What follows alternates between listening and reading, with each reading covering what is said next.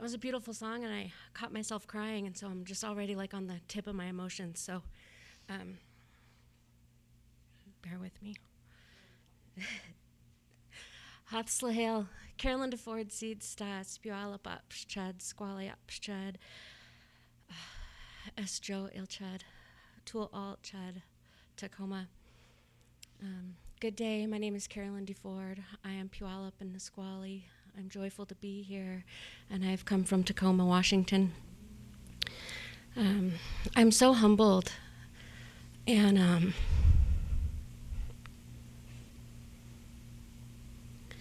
I'm humbled and honored for this path. I've heard people say yesterday that this path chose me, and my path has very much chosen me over the last 2 to 3 years, and the healing that has come along with that is something that I'd like to share that journey, a little bit of that journey with you, and my experience.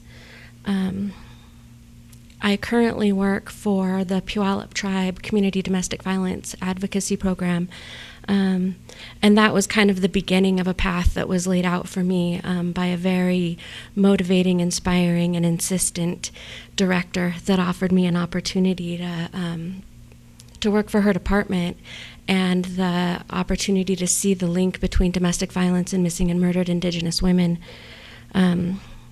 My mother, Leona Lee Claire Kinsey, went missing in October 25th, 1999, and that journey for me was very much a whirlwind. Probably 5 to 6 years of it are like one day. And then in 2002, my cousin was helping a close friend of hers escape a domestic violence relationship, and she was shot in the back and killed. And so the link to domestic violence and domestic violence survivors, and even our secondary victims of domestic violence, hits very close to home for me. I advocate for families of missing and murdered women, for ending violence against women, for incorporating protective factors in our communities to help keep our women and children safe, and also support for all families of missing and murdered, because regardless of whether the gender of our loved one that we've lost, we all hurt the same. Taylor Sheridan shared something yesterday that during colonization, they had killed off all of our young men warriors so that they could defeat and conquer the women. And we have to, I feel strongly that we have to be advocates for our men as well, and to make sure that we're protecting our young boys and teaching them how to honor and respect women, and how to grow up and be strong warriors to protect us and hold us as sacred. Our men are going missing and being murdered at very high rates as well, and those families are hurting right alongside us, families of missing women. I have a great deal of healing that comes along with the missing and murdered Indigenous women journey and the movement. It gave me a place to find voice and find community among other survivors, people who share that experience that we don't talk about until just recently, and so that's brought me a lot of comfort. There's something about ambiguous loss. Ambiguous loss is that loss that doesn't have closure, that doesn't have resolution, and the trauma that comes along with that. We don't get acknowledgement of our lost loved one, and we don't get a normal grieving process. We don't have ceremony. We're denied ceremony of that, and for the rest of the world, life goes on very much business as usual after someone goes missing. It's confusing, and it's tormenting, and every time you see and hear somebody's story, your heart feels for them just like it did the first time you found out, no matter how much time has gone on. I have learned to take refuge in my community. I did not grow up on the reservation. My mom moved us away when I was very young, so I grew up with traditions but didn't know that they were traditions. We didn't discuss them, close the curtains, and I'd be like, the windows are closed, and she'd be like, close the curtains, there's things out there you don't want coming in, but the windows are closed, So she taught me those traditions, but I didn't know what they were. And I came home to the tribal community, and it took a little bit to find my feet and find my place. And once I did, the path has very much been purposeful. I don't know how else to explain it, but I did not choose this path. It chose me, and doors just open and open. And people come into my life that I can't explain in any other way than through divine intervention. One of the things that has struck me about the conference today is resilience and our ability, and we have resilience in our blood, we have resilience in our DNA. And when you're a survivor of ambiguous loss, you know the difference between ambiguous loss and being a family member who's lost somebody violently is we get some closure. We know what has happened. We can have ceremony, and we can put them to rest, and we can honor their lives and celebrate their lives. Where with ambiguous loss, that is absent.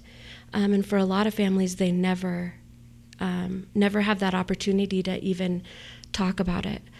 So I had been able to find some meaning in my mom's disappearance and in losing my cousin, and helping my auntie find some healing in that my cousin's loss has not been in vain, but through work, through domestic violence advocacy and protection factors and advocating for violence against women, and it's been able to give some purpose to that. So there's a lot of resiliency in finding meaning in the experiences that have happened. One thing that I was really reflecting on this week, and I didn't mean to talk about it, but was reconstructing my identity. And what it meant when my mom first went missing was that I needed to talk about her, but it's uncomfortable to talk about. We don't talk about those things that are uncomfortable. We don't talk about sexual assault, and we don't talk about domestic violence, and we don't talk about our loved ones who are missing very often. And I found a way. I made it my life's purpose within 30 minutes of meeting somebody, usually within the first 5 minutes of meeting someone, I brought up the topic that my mom was missing, and I would watch their face glaze over, and I'd be like, oh, crap, you did it again. So it took me about 10 years to take that name tag off. Hi, my name is Carolyn. My mom is a missing person. And it kind of became a very strong sense of my identity and practically my name. I worked on that very hard to take that name tag off for other people's comfort. I needed to talk about it, and there was no avenue to talk about that. Therapy was geared towards loss with a resolution, loss with an answer, loss with accountability. And doctors wanted to prescribe antidepressants and medication. And I said, no, I'm sad because this is a sad thing. I need to work through it. And where I have found that healing has been through culture. It has been through being embraced in my community, through finding purpose, through having faith in that this is just goodbye for now. I met with a healer about 12 years ago, and she said that my mom and I had chose each other before this journey, and we chose this life together. And that made a lot of things that happened in my childhood, things that my mom did to prepare me, make a lot of sense. And so I had kind of carried that, and she said, there's something you're going to have to do, and you'll know when. It's going to, there's something you're going to have to do, and you'll know when.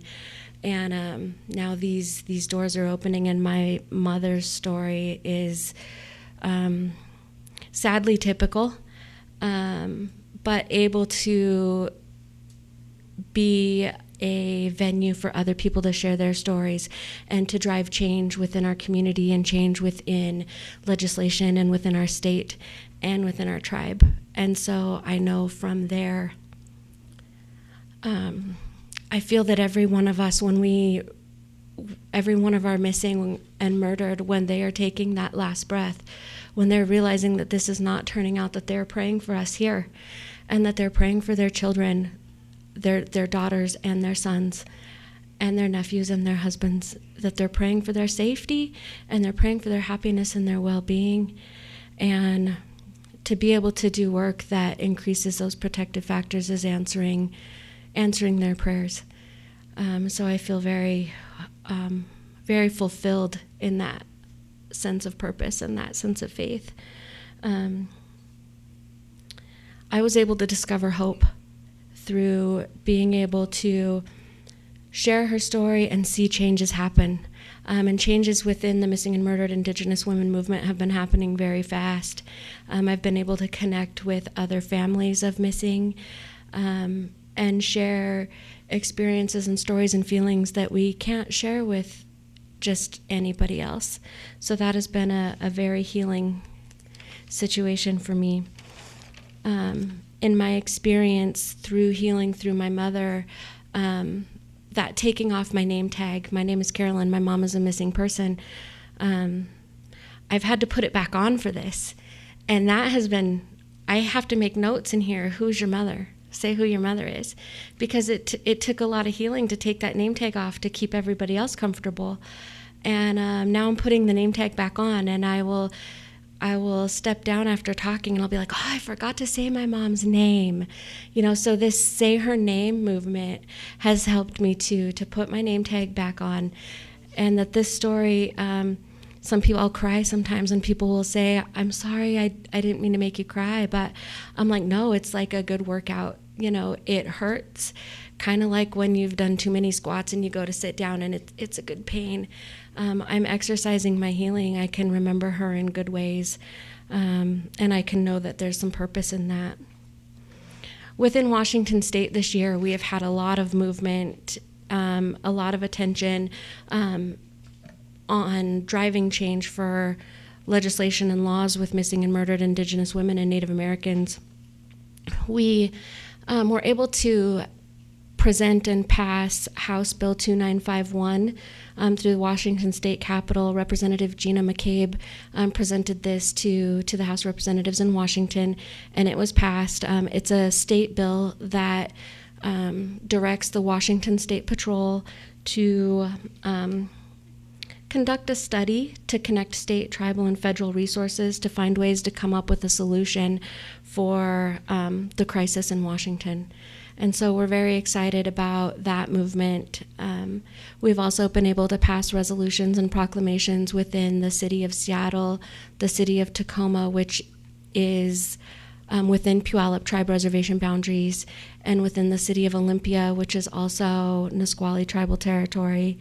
King County passed a resolution acknowledging, and these are all for a day of awareness, but within those proclamations, it is pointing out all of the facts, the statistics, the historical trauma that has taken place on our land, and calling on them for awareness and bringing them to the table to support and encourage law enforcement to respond and look at the processes that they're using when they're responding and investigating missing persons cases in our area.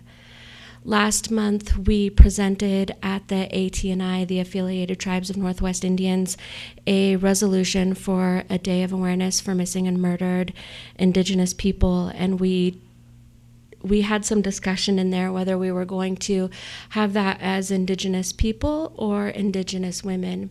And we did it in honor of Indigenous women, acknowledging all of our missing and murdered Indigenous people, and to stand in solidarity with our families and the MMIW movement, to use our voice to protect all of our community. One of the unique factors in that resolution was that it called on all tribal law enforcement, city, state, and federal to report cases of missing persons and to name us within 30 days.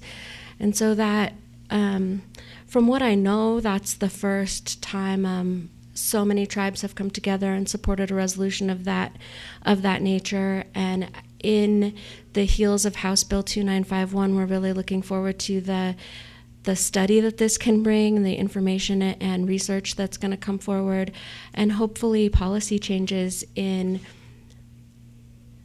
having a thorough and fast and trained response to reports of missing people. Washington State is listed as number 2 in NamUs for missing and murdered Indigenous, or missing Indigenous people, missing Native American people. And we have 32, yet our NCIC database shows 90. As of May 5th, it showed 90 missing Native Americans. And so we're looking at those disparities and how to break that down and increase transparency and empower our families to advocate and reach out for services for their own loved ones. With the bill, the House Bill 2951, we're going to have a work group meeting in July that's going to bring a diverse group of agencies and individuals to the table to discuss the best way to address research and studying of the issue. And we're really excited to be able to at least look at who needs to be at the table and what do we need to do and have a tribal voice to that. Tribal law enforcement has been very supportive at this time of attending. And so those changes that we're bringing, and we're able to use our stories and our voices as women to protect our communities and use it so that our loved ones' loss is not in vain, has been very uplifting and inspiring and motivating. And the amount of people that we don't know have been affected by the issue, who have lost somebody, who are now finally feeling like they can share their story too, has also been eye-opening. I thought that I was aware of a lot of the cases that we've had in our community, but I've heard about new ones every other week or so. Somebody will say, oh, I was talking to this person, they would like to reach out to you. And so I'm able to make contact with new families regularly and give them that healing that I've been able to find. And I can't express enough the importance of culture and that healing in that.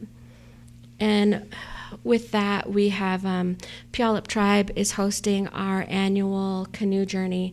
So this year's 2018 Power Paddle to Puyallup. It's the 20th anniversary of the first time that Puyallup Tribe hosted our annual canoe journey.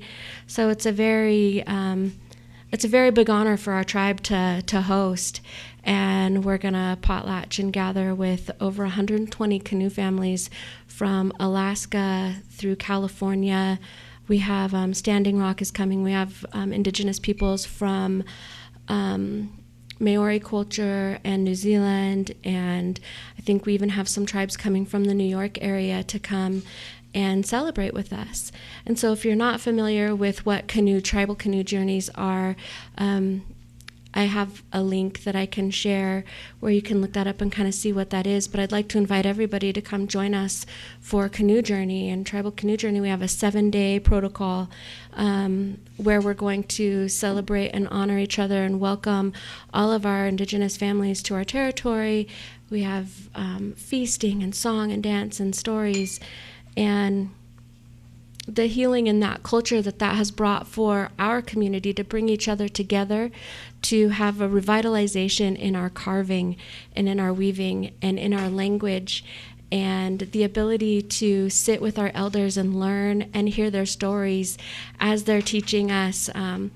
There's something about the eye-hand coordination and going through the motions that our ancestors have gone through since time immemorial in carving and weaving and hearing their stories and singing songs, and there's something about that is indescribable. I'm sure there's no English word for it. We're going to have gifting ceremonies that have protocol that goes back thousands and thousands of years, and we've been putting a lot of good prayers into this ceremony. Our canoe family has announced that they will be honoring our missing and murdered relatives from Alaska, Canada. Anybody who wants to join and honor their loved one in this ceremony is welcome to. And to me, being a family member, we don't get ceremony very often. We might get to march and hold a sign, but that's not the same. We might get to stand in a circle and pray with someone, but that's not the same. And so I'm very proud of my community for supporting our missing and murdered families in that manner. We will be commissioning 4 skipper's paddles that will go out through our canoe journey at the beginning of journey, and those paddles will represent our missing and murdered loved ones a long journey. Each canoe family will be able to sign or mark that paddle in remembrance of somebody that they've lost, or in honor of all missing and murdered or somebody that they would just like to commemorate through that, they'll be able to sign and mark that, and we'll essentially bring that paddle back home. It will be commissioned in Puyallup. It will go out on journey, and it will be representative of bringing our loved ones home. And we'll bring it back to Puyallup where it was commissioned and present it in a protocol ceremony to some of the canoe families and the communities who have had significant losses in their community. So we're very excited to be able to bring that, and we're expecting 10 to 15,000 people and tribes and communities from all over the country to be able to come and take place in that. Part of the ceremonies and activities that we'll be doing will be to empower our families. NamUs has agreed to come out and spend a day with us and help enter loved ones into NamUs if they're not already in the system. Washington State Patrol has agreed to partner with NamUs for that day and assist with DNA collection. And if you don't have a missing persons report or number, they will help facilitate getting you to the correct jurisdiction and cooperating with that jurisdiction to help assist families in getting a report made. So we're really excited about the opportunity to bridge some of that gap between our systems and embrace our communities and our families and let them know that they're not forgotten. We carry our loved ones with us every day, and they're not forgotten, and they're still very, very much a part of who we are and how we conduct ourselves every day. And I just would like to invite you all to join us for Canoe Journey and the Power Paddle to Puyallup. If you're going to be in Washington State, please come celebrate and have ceremony with us. It is going to be July 28th is our landing protocol. And so protocol will be where all of the canoes will come in, and they'll come into our traditional waters, our Salish Sea. We have made a landing site on a piece of property that once was part of one of our original villages before they were all burned to the ground. And so we're having a renaming ceremony for that location today, renaming it after its original village. So all of our canoes will come in. They'll paddle some as far as Alaska. And the significance in that is, there's so much healing that comes from testing your physical strength and your spiritual strength on journey when you think you're ready to give up and you think you're tired, and just one more paddle, one more pull. And each of those pulls is a prayer. And it's life-changing for people. And so we're going to be able to honor our loved ones as we do that and hopefully bring some significant healing. And it's just beautiful to be able to see that happening. So we'll honor them into our territory. Everybody will pull their canoes in. They'll ask for permission to come ashore. They will state their intent. We're here to sing and share songs and share a meal and share our stories and dance and celebrate and potlatch with you. They'll be granted permission to come ashore, and we'll honor and welcome all of our canoes ashore, and then we'll proceed to our protocol site. And protocol site is a large area where we're going to have vendors and basically 7 days of ceremony, dancing and storytelling and songs and all of the tribes will be allotted time to share their stories for that and do gift giving. So when we come ashore to protocol, we'll have 7 days of celebration and sharing each other's companies, and it's just really such a beautiful thing. And there's so much power and love in the air at protocol and at Canoe Journey that it's nice to come together and have all of that unified energy to be there. So it's going to be July 28th through August 4th. The last day, August 4th, is the day that the Puyallup Tribe Community Domestic Violence Advocacy Program has been allotted some time at protocol, and usually we don't allow, departments will stand with their tribe and have protocol with their tribe and celebrate and ceremony with their tribe. We've been given a half an hour to read names of our loved ones whose families have chosen to honor them through the journey, and be able to share some stories, offer a prayer and a song for our loved ones through protocol. So we're really excited and honored and hope to bring a lot of healing to our community through that. I have some decals on the table over there that have our website. It's Power Paddle or paddletopuyallup.org. And if you just Google Paddle to Puyallup 2018 or 2018 canoe journeys, we've got some wonderful videos on YouTube that kind of explain the history of canoe journey and the significance of our hosting this year for our community. So we're hoping to honor and welcome everybody. So thank you very much.